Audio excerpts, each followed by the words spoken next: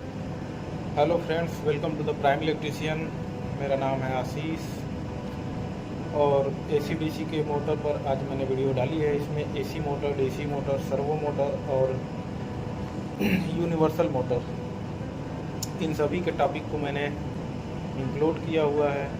तो चलिए वीडियो को शुरू करते हैं। और आपसे एक थोड़ी सी रिक्वेस्ट है कि मैं अपनी सारी वीडियो को पीएलसी में यानी फैक्ट्री के अंदर ही बैठ करके शूट करता हूँ, तो बैकग्राउंड में थोड़ी सी आपको नॉइस मिल सकती है, तो उसको इग्नोर करें, वीडियो को पूरा देखें और इसमें जो कुछ भी आपको समझ में आएगा उसे कमेंट में ज़रूर बताइएगा। अगला वीडियो ट्रांसफार्मर पे आएगा, मैं उस पर इन सारी चीज़ों का ध्यान रखते हुए बनाऊंगा। चलिए वीडियो को शुरू करते हैं। मोटर्स, इलेक्ट्रॉनिक मोटर्स के बारे में जानते हैं। मोटर को जानने से पहले हम कुछ सिमिलर चीज़ों को देख लेते हैं जो कि बहुत ज़रूरी होती हैं। जैसे कि मोटर को जब हम समझेंगे तो उसमें फ्लक्स और इंडक्शन का जिक्र आएगा, आर्मेचर वाइंडिंग और फील्ड वाइंडिंग होगा, रोटर और स्टेटर होगा। तो उसको पहले हम यहाँ समझ लेते हैं। मोटर के संदर्भ में फ्लक्स और इंडक्शन। फ्लक्स का मतलब होता है किसी क्षेत्र में कितनी चुंबकीय रेखाएं यानी मैग्नेटिक फील्ड लाइन मौजूद है। यह टार्क पैदा करने में वह मोटर की पावर तय करता है। फ्लक्स कारण है और इंडक्शन उसका परिणाम होता है। इंडक्शन क्या होता है? विद्युत चुंबकीय प्रेरण हिंदी में इसे कहते हैं। जब फ्लक्स बदलता है तब किसी चालक में वोल्टेज या करंट पैदा होता है, उसे इंडक्शन कहते हैं। मान लो आप कॉइल के पास मैग्नेट हिला रहे हो, तो अगर मैग्नेट रुकेगा तो कोई वोल्टेज पैदा नहीं होगा। अगर मैग्नेट हिल रहा है तो उसमें इंडक्शन के वजह से वोल्टेज पैदा होगा। यही है इंडक्शन। दूसरा है आर्मेचर वाइंडिंग और फील्ड वाइंडिंग। क्या होता है? फील्ड वाइंडिंग मोटर में चुंबकीय क्षेत्र मैग्नेटिक फील्ड बनाती है। उसी तरह आर्मेचर वाइंडिंग घूमने वाला भाग है जो रोटर पर लगी होती है, जिसमें धारा बहने पर बल या फोर्स पैदा होता है। यही है वाइंडिंग मोटर को घुमाती है। तीसरा है रोटर और स्टेटर। रोटर जो हिस्सा घूमता है, मोटर का भीतरी भाग में आर्मेचर वाइंडिंग होती है, चुंबकीय क्षेत्र के कारण घूमता है। उसी तरह स्टेटर में मोटर का स्थिर भाग है जो चुंबकीय क्षेत्र बनाता है। जो हिस्सा स्थिर रहता है वह मोटर का बाहरी भाग होता है, जिसमें फील्ड वाइंडिंग या मैग्नेट दोनों में से कोई एक भी लगे हो सकते हैं। चुंबकीय क्षेत्र यानी फ्लक्स बनाता है। दूसरा है इलेक्ट्रिक लॉ। मोटर किन नियमों पर कार्य करता है?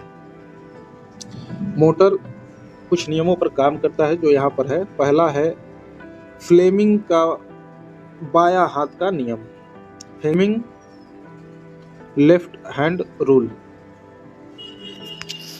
पहली उंगली चुंबकीय क्षेत्र मैग्नेटिक फील्ड और अंगूठा कंडक्टर की गति यानी मोशन, बीच की उंगली धारा को इंडिकेट करता है।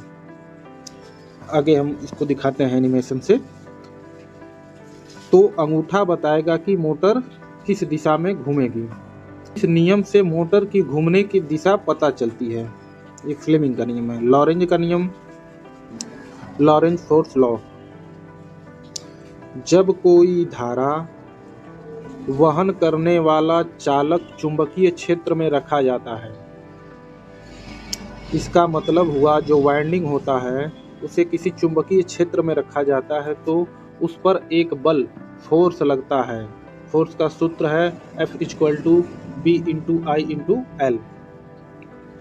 यही बल मोटर के रोटर को घुमाता है। तीसरा है चुंबकीय प्रभाव का नियम, मैग्नेटिक इफेक्ट ऑफ करंट। वैज्ञानिक का नाम है ऑस्ट्रेड।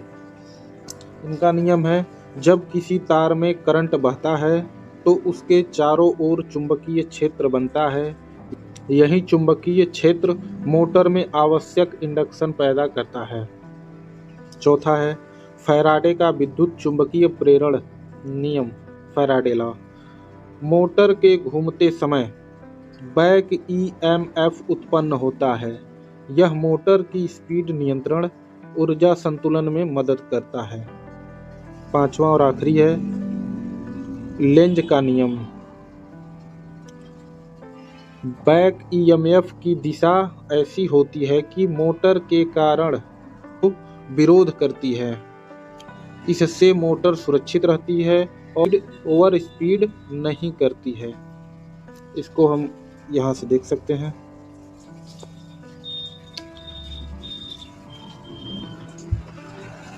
एसी मोटर के दो प्रमुख प्रकार होते हैं। पहला सिंक्रोनस मोटर, दूसरा इंडक्शन मोटर। सिंक्रोनस मोटर वह एसी मोटर होती है जो पावर सप्लाई की फ्रीक्वेंसी के साथ बिल्कुल सिंक्रोनस होकर चलती है, यानी लोड बदलने पर भी इसकी स्पीड नहीं बदलती है।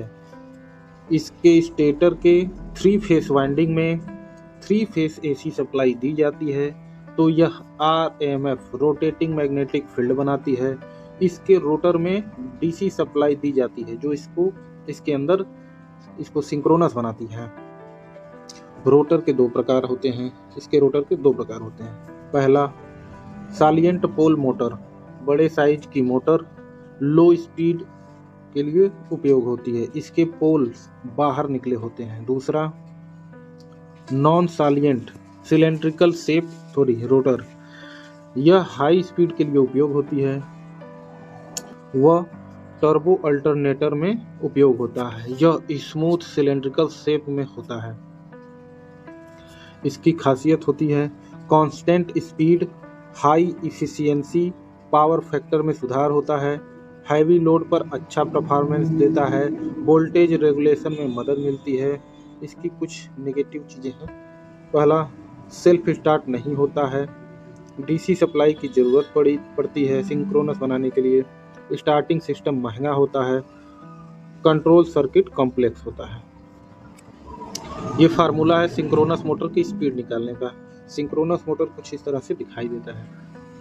ये सालिएंट पोल है और ये सिलेंड्रिकल पोल है। इसमें सालिएंट पोल और सिलेंड्रिकल पोल में जो मुख्य अंतर होता है वो होता है इसके आर्मेचर से। ये सालिएंट पोल है और ये सिलेंड्रिकल पोल है। दोनों इस तरह से, ये इंडक्शन मोटर, ये सिंक्रोनस मोटर। इसकी बाइंडिंग कुछ इस तरह से की गई होती है। स्टेटर और ये रोटर का है। रोटर में डीसी सप्लाई दी जाती है और स्टेटर में 3 फेस एसी सप्लाई, इसीलिए इसका टार्क बहुत ही अच्छा होता है। इंडक्शन मोटर एक ऐसा एसी मोटर है जिसमें रोटर को सीधे बिजली सप्लाई नहीं दी जाती है, बल्कि स्टेटर के चुंबकीय क्षेत्र मैग्नेटिक फील्ड से रोटर में करंट प्रेरित इंड्यूस होती है। पहला स्टेटर मोटर का स्थिर भाग है। इसमें एसी सप्लाई दी जाती है तो स्टेटर वाइंडिंग से घूमता हुआ चुंबकीय क्षेत्र आरएमएफ बनाता है। रोटर में क्या होता है, मोटर का घूमने वाला भाग है, इसमें करंट इंड्यूस होता है तो यह लोड को घुमाता है। इंडक्शन मोटर को 3 फेस और सिंगल फेस मोटर दो प्रमुख भाग में बांट सकते हैं समझने के लिए। पहला 3 फेस इंडक्शन मोटर, औद्योगिक उपयोग, ज़्यादा पावर खुद से स्टार्ट होता है, इसकी खासियत है। रोटर के आधार पर इसमें 2 तरीके मोटर होते हैं, स्क्वायरल केज इंडक्शन मोटर, दूसरा slip ring motor. Squirrel cage induction motor में यह बहुत ही मजबूत होता है, वह कम मेंटेनेंस सबसे ज़्यादा उपयोग होता है इसका। स्लिप रिंग इंडक्शन मोटर में हाई स्टार्टिंग टार्क व हैवी लोड के लिए उपयोग किया जाता है। यह महंगा और ज़्यादा मेंटेनेंस वाला होता है। स्लिप रिंग इंडक्शन मोटर ये कुछ इस तरह से दिखाई देता है। इसमें स्लिप रिंग लगा होता है। 3 फेज सप्लाई का ये डायग्राम है, बाइंडिंग डायग्राम है। ये मोटर होता है स्लिप रिंग मोटर का। दूसरा स्क्वायरल केज। स्क्वायरल केज इस तरह से कुछ हमें दिखाई देता है। सबसे ज़्यादा इंडस्ट्रीज में इसी मोटर का इस्तेमाल होता है। बहुत ही कम मेंटेनेंस होता है और इसका टार्क भी अच्छा होता है। एक और इमेज है इसकी, ये स्क्वायरल केज मोटर है। ये बहुत ही कम मेंटेनेंस होता है इसका और बहुत ही ज़्यादा उपयोग होता है इंडस्ट्रीज में। ये है सिंगल फेज इंडक्शन मोटर। कैसे कार्य करता है? यह motor single phase AC supply 220 volt से चलता है। इसमें स्टार्टिंग टार्क अपने आप नहीं बनता है, इसीलिए अलग अलग तरीके से मोटर को स्टार्ट किया जाता है। अलग अलग तरीके का मतलब कैपेसिटर लगा करके इसे स्टार्ट किया जाता है। इसमें पहला है स्प्लिट फेज इंडक्शन मोटर। इसके अंदर होता है main winding, auxiliary starting winding और सेंट्रीफ्यूगल स्विचिंग के जरिए इसको चलाया जाता है। स्टार्टिंग वाइंडिंग में अलग फेज बनाकर मोटर स्टार्ट होती है। इसका प्रयोग होता है बड़े पंखों में, ब्लोअर में, वॉशिंग मशीन में। दूसरा है capacitor start induction motor. Main winding, उसके बाद स्टार्टिंग वाइंडिंग, कैपेसिटर और सेंट्रीफ्यूगल स्विचिंग का इस्तेमाल किया जाता है। कैपेसिटर की वजह से ज़्यादा फेज डिफरेंस बनता है, जिससे उच्च स्टार्टिंग टार्क मिलता है। इसका प्रयोग किया जाता है पानी की मोटर में, एयर कंप्रेसर रेफ्रिजरेटर में। फ्रिज के पीछे जब आप देखेंगे तो उसमें जो भी कंप्रेसर लगता है, इसी तरह का मोटर का इस्तेमाल होता है। तीसरा है capacitor start and capacitor run motor, CSCR motor. इसमें 2 कैपेसिटर लगे होते हैं। पहला स्टार्टिंग वाइंडिंग में जुड़ा होता है, दूसरा रनिंग वाइंडिंग में, हमेशा रन करता रहता है। बहुत अच्छा स्टार्टिंग टार्क मिलता है, बेहतर पावर फैक्टर, स्मूथ रनिंग चलता है। इसका प्रयोग होता है एसी के अंदर, हाई लोड पंप में, मशीन टूल्स में प्रयोग किया जाता है। चौथा है capacitor run induction motor, permanent split capacitor, PSCR motor इसे बोल सकते हैं। केवल एक कैपेसिटर हमेशा जुड़ा रहता है, कोई सेंट्रीफ्यूगल स्विचिंग नहीं होता है। कम शोर करता है, कम मेंटेनेंस, कम स्टार्टिंग टार्क मिलता है, बहुत तेज़ी से स्टार्ट नहीं होता है। इसका सबसे ज़्यादा प्रयोग होता है सीलिंग फैन में, टेबल फैन में और कूलर में। इन सभी में देखे होंगे आप लोग, एक ही कैपेसिटर लगा रहता है और वो हमेशा जुड़ा रहता है। पाँचवा है shaded pole motor induction motor. Copper shading ring बहुत साधारण सी बनावट होती है, इसको हम अभी दिखा देते हैं। बहुत कम स्टार्टिंग टार्क, कम एफिशिएंसी, सस्ती मोटर होती है ये। छोटे फैन, खिलौने, एग्जॉस्ट फैन में इसका उपयोग किया जाता है। छठा है रिपल्सन स्टार्ट इंडक्शन मोटर। अब बहुत उपयोग में इसकी कम हो गई है। बहुत ज़्यादा स्टार्टिंग टार्क मिलता है, जटिल बनावट होती है, महंगी होती है। पुराने औद्योगिक उपकरणों में इसी का प्रयोग किया जाता है। पहला इमेज, ये सेंट्रीफ्यूगल स्विचिंग है जो अभी हमने बताया था। और दूसरे में आपको मिलेगा capacitor start induction motor, centrifugal switching के साथ है। ये टुल्लू वगैरह में इसका उपयोग किया जाता है। तीसरा था सिंगल फेज डुअल कैपेसिटर। सबसे ज़्यादा इसका प्रयोग होता है सबमर्सिबल पंप में। इसमें डबल कैपेसिटर लगे होते हैं, एक रन में एक स्टार्ट में। इसका टार्क और बेहतरीन होता है। इसके बाद मिलता है आपको पाँचवा में, ये है परमानेंट स्प्लिट कैपेसिटर मोटर। इसके अंदर capacitor run induction motor, permanent split capacitor, centrifugal switching के साथ होता है। ये मोटर कुछ इस तरह से दिखाई देता है। छठा है, इसका प्रयोग अब बहुत ही कम हो गया है, शेडेड पोल और रिपल्सन। ये रिपल्सिंग का है और ये शेडेड पोल का है। इसका प्रयोग बहुत कम हो गया है। डीसी मोटर को मुख्य रूप से फील्ड वाइंडिंग और कार्य व बनावट के आधार पर वर्गीकृत किया जाता है। इसमें पहला होता है 100 उत्तेजित DC motor, self excited DC motor. इसमें फील्ड वाइंडिंग को आर्मेचर से ही सप्लाई मिलती है। फील्ड करंट मोटर के अंदर से ही बनता है। यह मोटर की स्थिर गति, स्टेबल स्पीड और अच्छा टार्क देती है। यह 3 प्रकार की होती हैं। पहला डीसी सीरीज मोटर, इसमें फील्ड वाइंडिंग आर्मेचर के साथ सीरीज में होते हैं। बहुत ज़्यादा स्टार्टिंग टार्क व बिना लोड के चलना खतरनाक होता है, वह स्पीड लोड पर निर्भर करती है इसकी। दूसरा है डीसी शंट मोटर, इसमें फील्ड वाइंडिंग आर्मेचर के साथ समानांतर यानी पैरेलल में जुड़ी होती है। गति लगभग स्थिर रहती है, स्टार्टिंग टार्क मध्यम होता है व लोड स्पीड बदलने पर ज़्यादा नहीं बदलता है। तीसरा है डीसी कंपाउंड मोटर, इसमें सीरीज और शंट दोनों वाइंडिंग होती हैं। इसके भी दो प्रकार होते हैं। पहला कम्युलेटिव कंपाउंड मोटर, सीरीज और शंट फील्ड एक दूसरे की मदद करते हैं, वह अच्छा स्टार्टिंग टार्क और स्थिर स्पीड मिलती है। दूसरा डिफरेंशियल कंपाउंड मोटर, सीरीज और शंट फील्ड एक दूसरे का विरोध करते हैं, बहुत कम उपयोग में लाई जाती है। Permanent DC motor, PMDC motor, इसमें फील्ड फ्लक्स पैदा करने के लिए फील्ड वाइंडिंग की जगह अस्थायी चुंबक परमानेंट मैग्नेट का प्रयोग किया जाता है। तीसरा brushless DC motor, BLDC motor, जिस डीसी मोटर में करंट का कम्युनिकेशन इलेक्ट्रॉनिक तरीके से किया जाता है और ब्रश का उपयोग नहीं होता है, उसे brushless DC motor, BLDC motor कहते हैं। ड्रोन वगैरह में सबसे ज़्यादा प्रयोग इसी मोटर का होता है। इसे कंट्रोल करना बहुत आसान होता है। चौथा separator excited motor, separately excited motor, जिस डीसी मोटर में आर्मेचर सप्लाई और फील्ड सप्लाई अलग अलग सेपरेट दी जाती है, उसे सेपरेटली एक्साइटेड डीसी मोटर कहते हैं। इसमें फील्ड वाइंडिंग को अलग डीसी स्रोत से एक्साइट किया जाता है।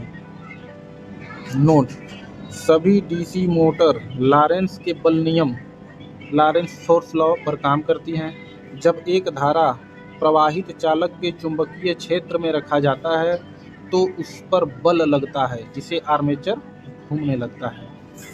कुछ इमेज दिखा देते हैं, इसमें समझ में आएगा। ये सेपरेटली एक्साइटेड मोटर है। जितने भी गाड़ियों में सेल्फ स्टार्ट लगा होता है, कार वगैरह में इसका प्रयोग किया जाता है। दूसरा इमेज है शंट मोटर का। शंट डीसी मोटर कुछ इस तरह से दिखाई देता है, इसका यह डायग्राम है। पांचवा कंपाउंड मोटर कुछ इस तरह से दिखाई देता है, इसका डायग्राम है। इसमें सीरीज फील्ड और शंट फील्ड दोनों का प्रयोग किया जाता है।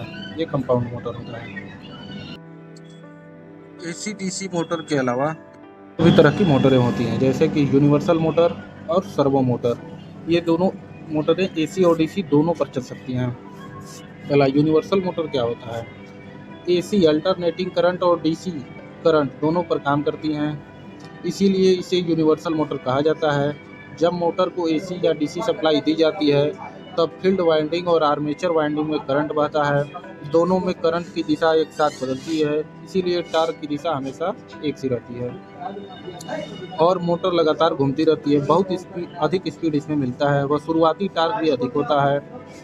आकार में छोटी व हल्की और स्पीड लोड के साथ बदलती रहती है। दूसरा है सर्वो मोटर। सर्वो मोटर का प्रयोग, सर्वो मोटर एक ऐसी मोटर होती है जो बहुत सटीक कोण, स्थिति या गति पर घूमती है, यानी यह जहां कहा जाए वहीं जाकर के जितने डिग्री पर हो सकता है आप रोकना चाहेंगे रोक सकते हैं, कंट्रोल करते हैं। जैसे आर्डुइनो एक तरह की डिवाइस होती है इलेक्ट्रॉनिक। एक सिग्नल दिया जाता है, सिग्नल में बताया जाता है कि मोटर को कितने डिग्री घूमना है, जैसे 30 degree, 90 degree, 180 degree, 360 degree. Sensor motor की स्थिति को बार बार चेक करता है। जैसे ही सही कोण मिलता है मोटर रुक जाती है। इसी को क्लोज्ड लूप कंट्रोल भी कहते हैं। इसी सर्वो मोटर इंडस्ट्रियल मशीनों में और रोबोटिक्स में प्रयोग किया जाता है। डीसी सर्वो मोटर का प्रयोग रोबोटिक्स और इलेक्ट्रॉनिक्स में प्रयोग किया जाता है।